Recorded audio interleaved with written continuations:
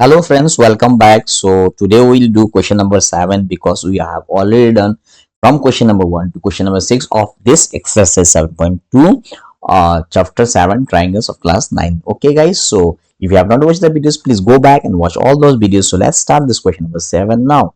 See what is given. ABC is a right angle triangle in which angle A equals to 90 degrees. Right angle triangle means one angle has to be 90 degrees. So guys, see this one is 90 degree. Okay, so this is 90 degree. Can you see this ABC? Right angle A is 90 degree. Okay, this is 90 degree. AB equals to AC. AB equals to, ठीक है, ये तो 90 degree है plus AB और AC भी equal है. As we know that, see, two things given. First thing is this is 90 degree.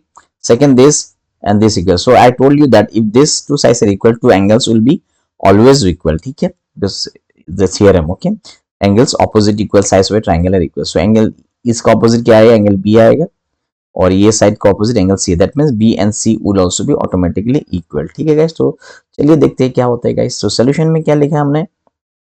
Question number 7 we are doing. So in triangle ABC we have AB equals to AC. AB और AC equal है, तो therefore AB का उल्टा क्या आ जाएगा? AB का उल्टा हो जाएगा, एबी का उल्टा एंगल सी आएगा. देखो एंगल सी लिखा हमने. और एसी का उल्टा क्या आ जाएगा? AC. C from this diagram AC का जस्ट ऑपोजिट में कौन सा एंगल? एंगल बी है, एंगल बी है ना, इक्वल हो जाएगा. Angles opposite equal sides of triangle are equal. ये थ्योरम है. ठीक है, थ्योरम क्या बोलता है? कोई भी एक ट्रायंगल में अगर दो साइड्स इक्वल है तो उसका जो ऑपोजिट में दो एंगल्स होता है वो भी इक्वल हो जाता है. ठीक है गाइस, ये थ्योरम से.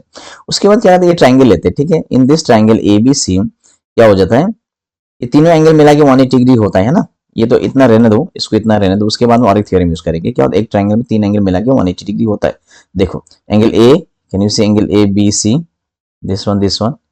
ठीक है, ये तीनों मिला के कितना? 180 डिग्री हो गया. इसको क्या बोलते हैं? Angle sum property of A triangle बोलते हैं. तीन एंगल मिला के 180 डिग्री होता है. उसके अंदर रिप्लेस करता है. ठीक है, तो देखो एंगल ए कितना है? एंगल ए तो 90 degree no, so replace it. Angle A के जगह में कितना लिख सकते हैं? 90 डिग्री लिख सकते हैं हम. ठीक है, ये 90 डिग्री आ गया. उसके बाद बी और सी लिखा है इधर, बी और सी इक्वल्स टू 180 डिग्री, क्योंकि एंगल ए 90 डिग्री इसलिए हमने एंगल ए का जगह में रिप्लेस किया. ठीक है, अब समझ में आया गाइस? ये लाइन समझ में आया? तो थोड़ा नीचे ले लेते हैं. उसके बाद में क्या है?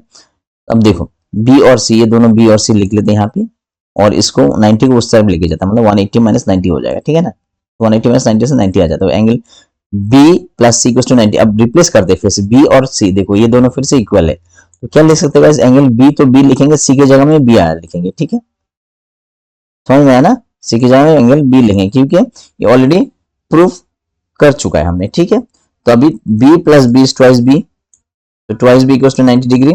सो therefore B will be equals to what? 90 by 2 that is equals to 45 degree. मतलब एंगल बी कितना?